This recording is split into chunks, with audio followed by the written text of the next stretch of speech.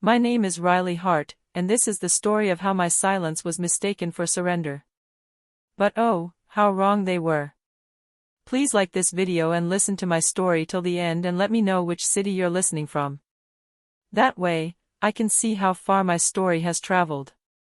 You ever hear betrayal? Not the loud kind. Not a fight. No glass smashing.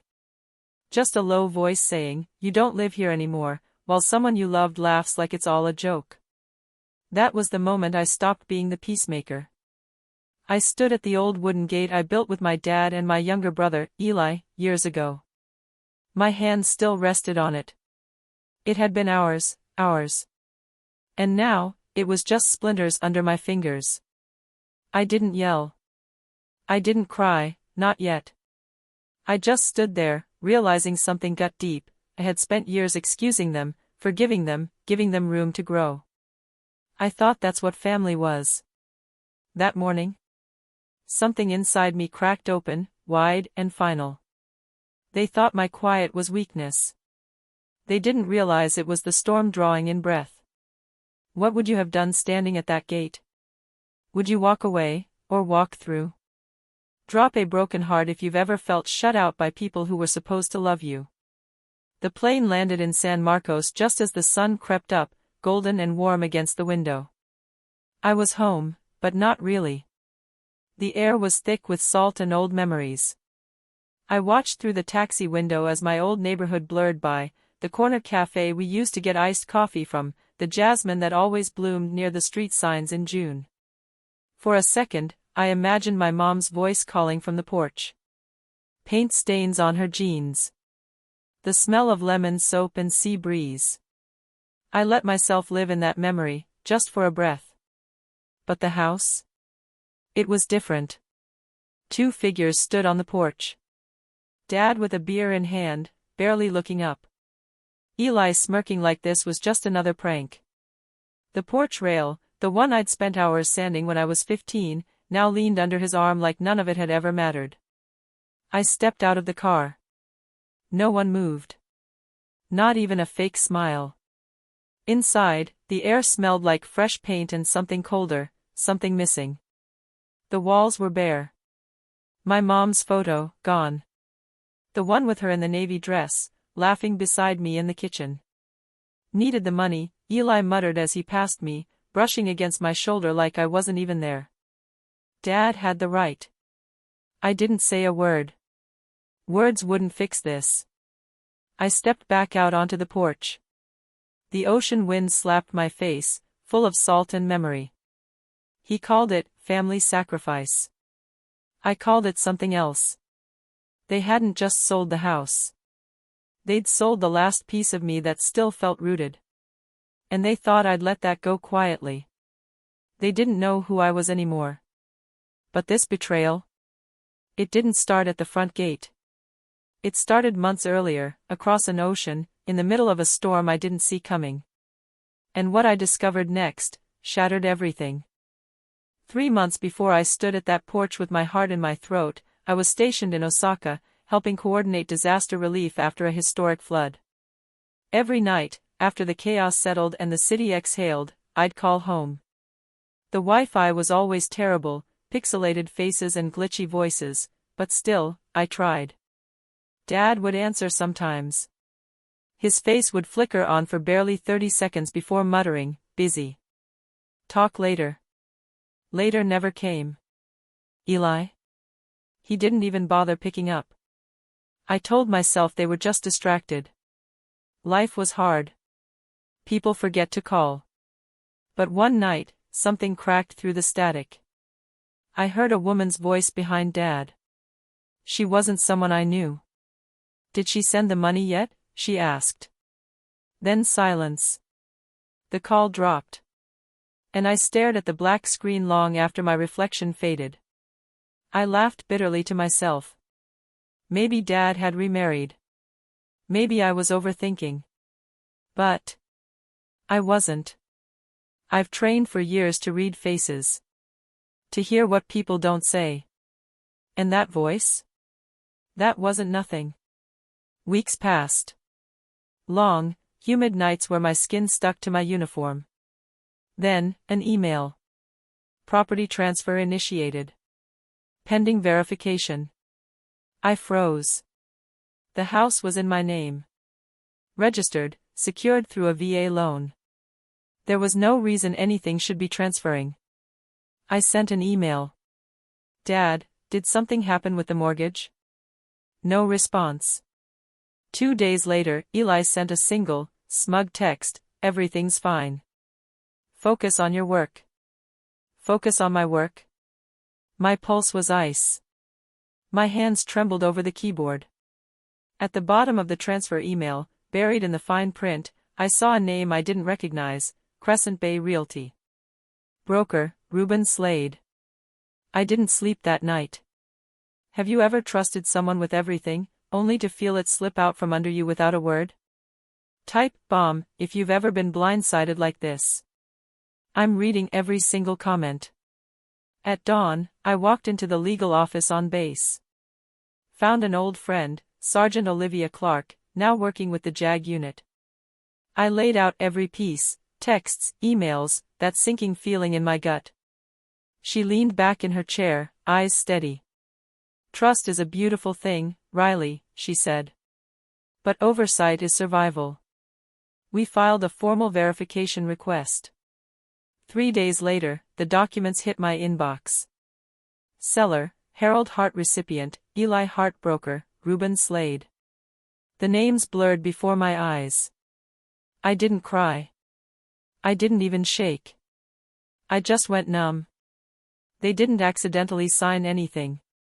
They took what wasn't theirs and pretended it was a favor. They used my absence like a weapon. Like my uniform gave them permission. Clark pulled up a database.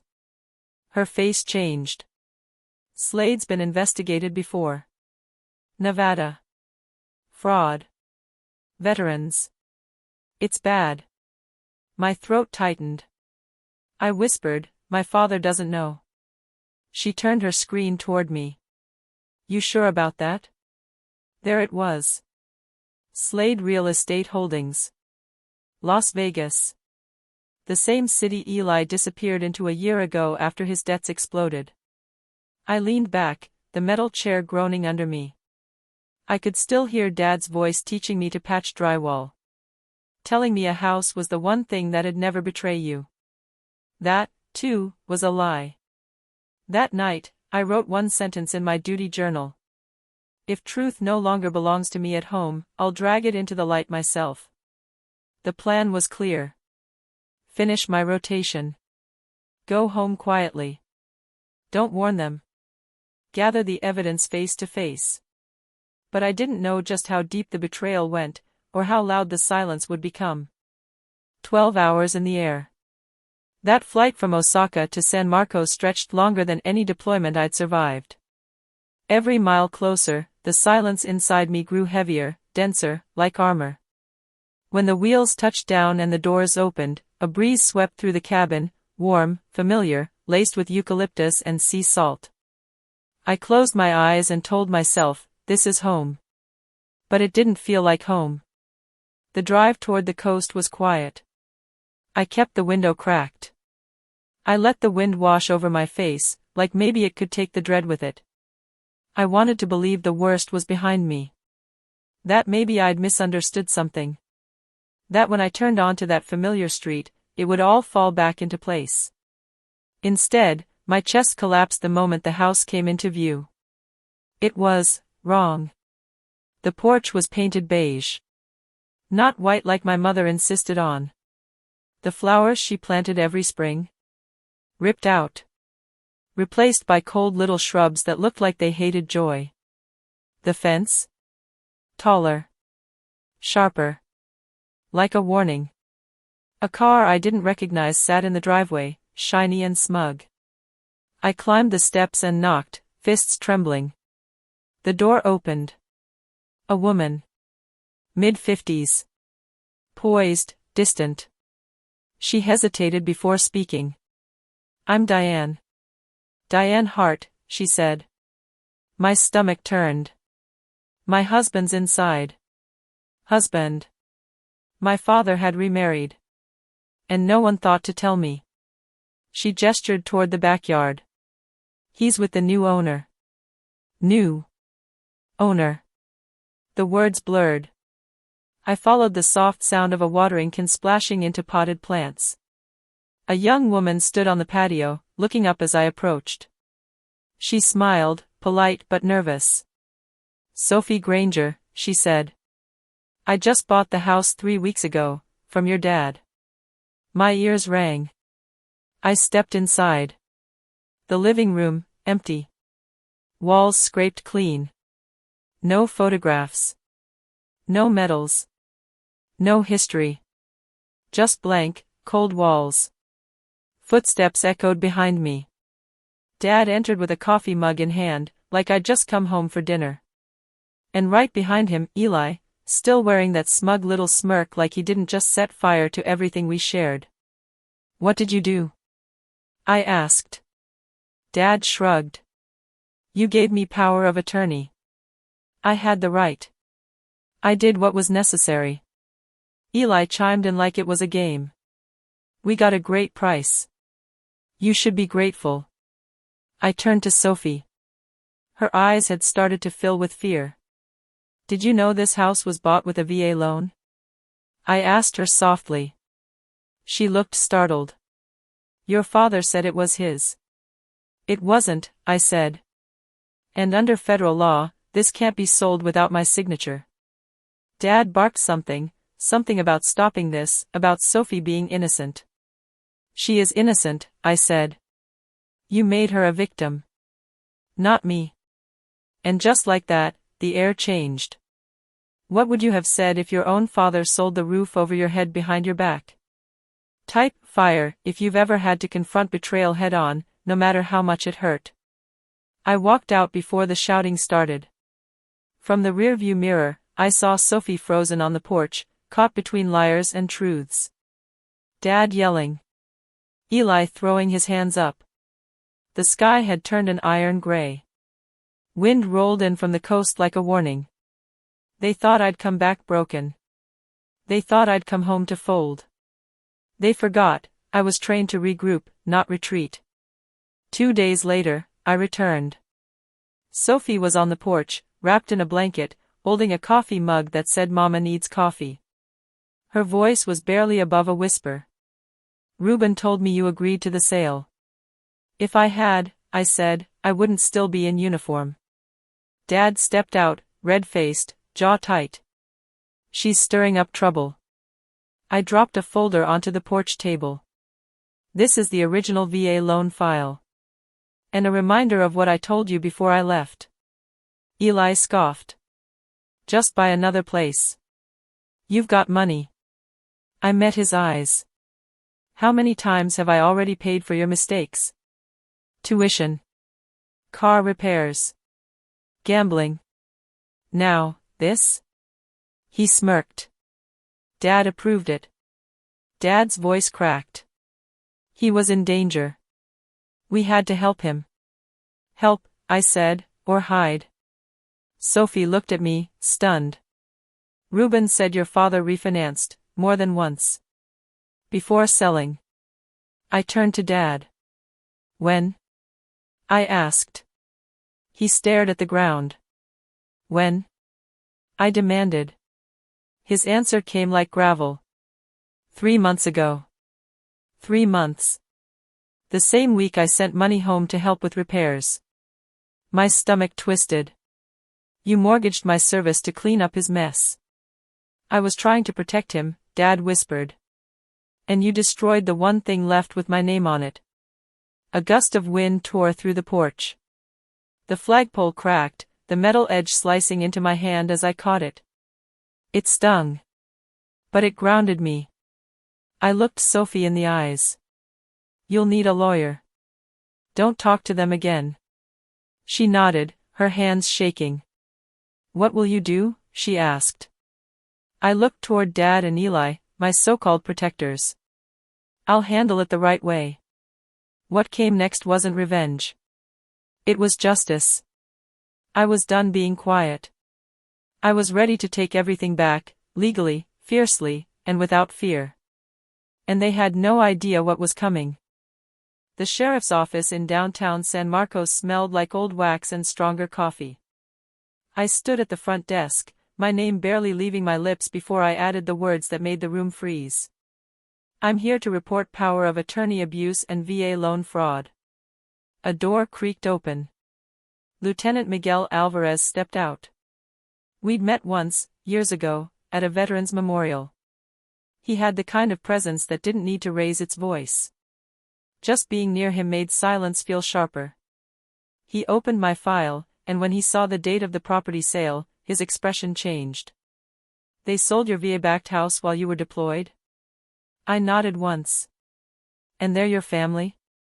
His jaw clenched. They used your name like a check to cash out. He disappeared into the back room. 30 minutes later, he returned, slower, darker-eyed. 6 weeks ago, the sale cleared.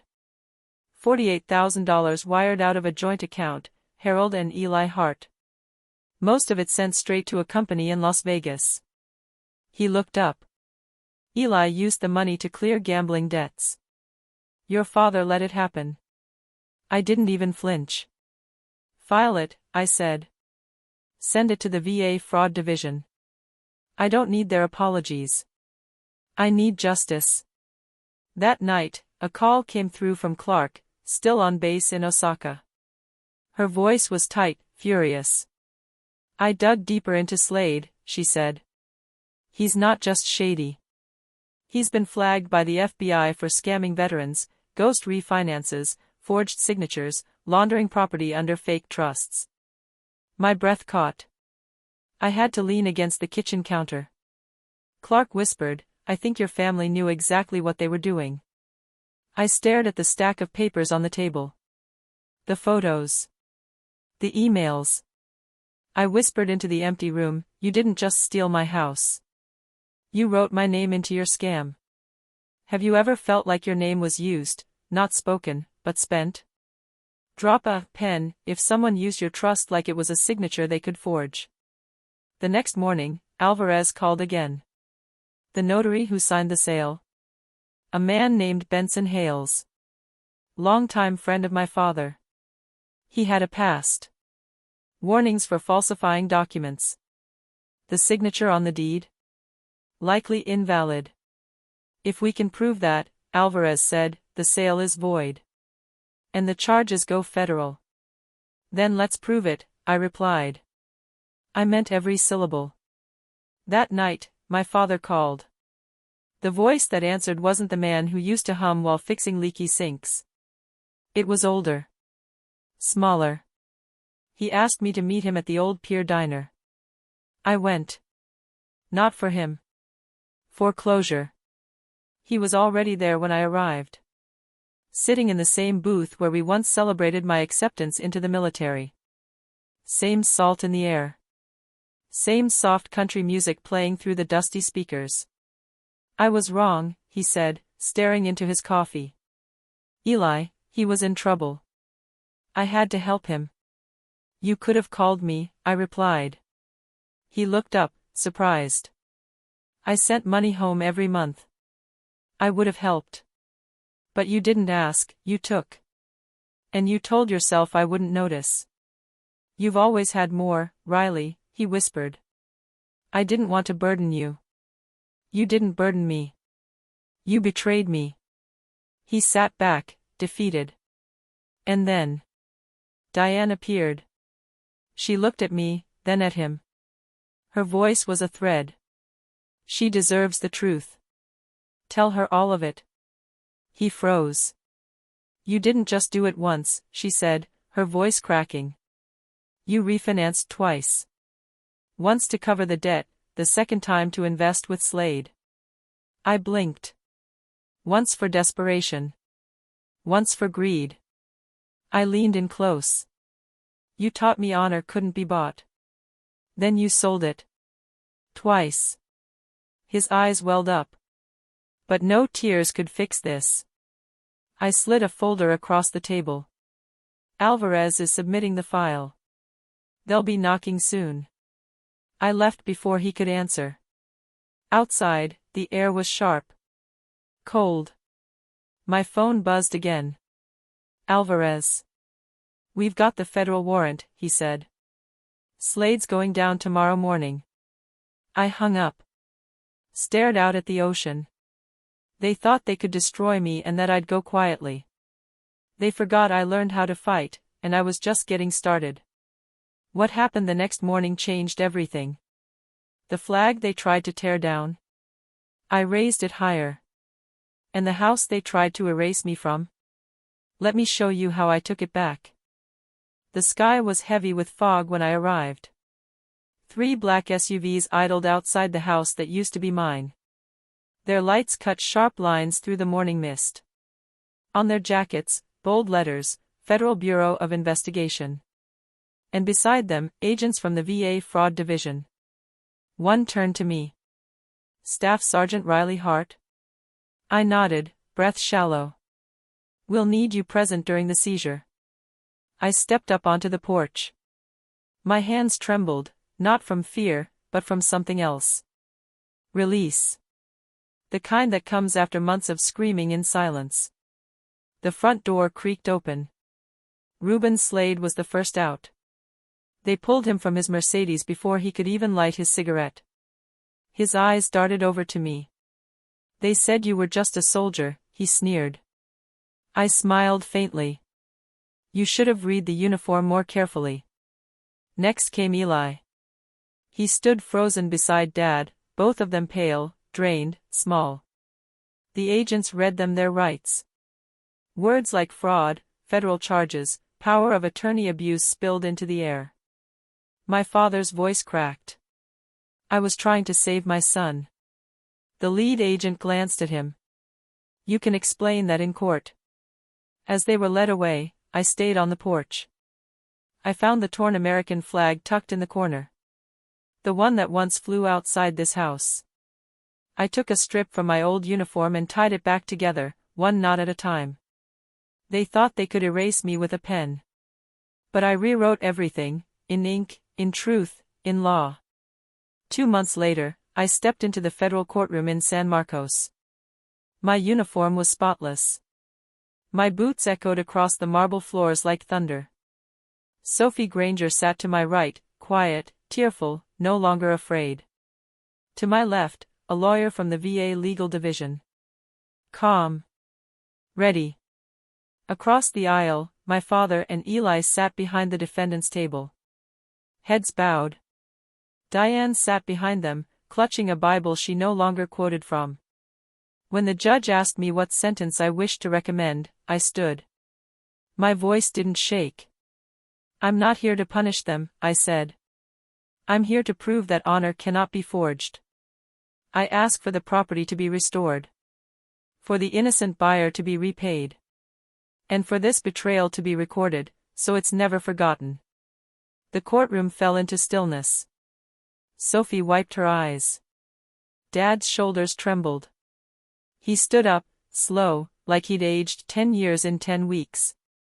I thought she was strong enough to carry it, he whispered. I was wrong. No one is strong enough to be betrayed by their own blood. The gavel came down. Transactions voided. Property restored. Restitution ordered. My father was sentenced to community service at the local veterans center. Eli got 2 years probation. Slade? 10 years in federal prison. Outside, Alvarez shook my hand.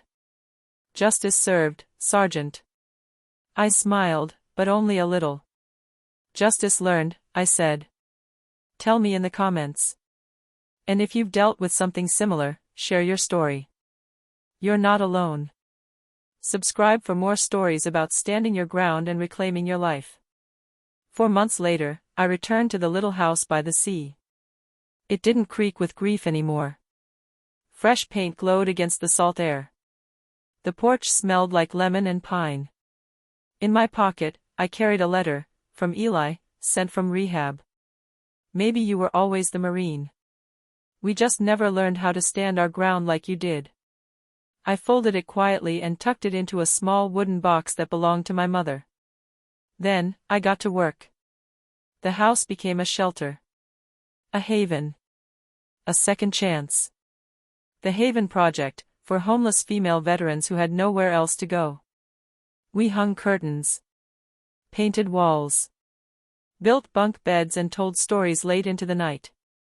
One young woman walked in and asked, "Is this your home?" I looked around and smiled. "No," I said.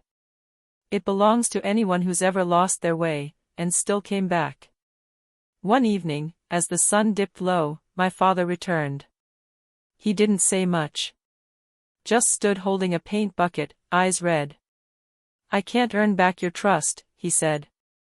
"But I can start with the fence." I nodded. "Then start with the truth." And together, under a quiet sky, we painted side by side. As dusk settled, I raised a new flag, the one Lieutenant Alvarez gave me. Engraved across the corner. For the one who rebuilt. They sold my house thinking I'd fall apart. But I rebuilt something they'll never own. My peace.